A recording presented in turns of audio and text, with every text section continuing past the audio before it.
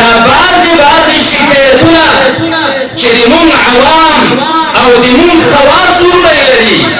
کاشکې داسې شوي وای کاشکې دا مشکل نه وای موجود الله به دغه ټول مشکلات حل کړي خو د شرعي نظام د چتر لاندې چې بعضې مشکلات بیا هم موجود دي هغه د مونږ د عوامو د خواصو نیمګړتیا ده دې نیمګړتیا ته باید متوجه شو نیمګړتیاوې ډېرې دي یوه یې درته په ګوته کوم الله رب العزت په خپل عظیم کتاب کې ارشاد فرمایي لا يحب الله الجهر بالسوء الله وایي بدې خبرې مه کوئ ما یې په څرګنده باندې کوئ ما یې په پټه باندې کوئ د خلکو عیبونه مه څرګندوئ غیبت مه کوئ تهمت مه لګوئ په خلکو باندې انتقاد مه کوئ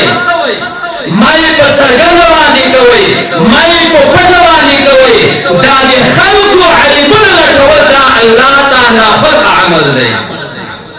کله چې په ټولنه کې د خلکو د عیبونو لټول ورک شي د خلکو په عیبونو باندې پرده اچول شروع شي انشاءالله دغه مشکلات بیا ختمیږي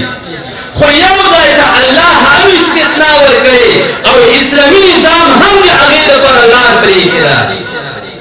هغه استثناء د څه ده هغه استثناء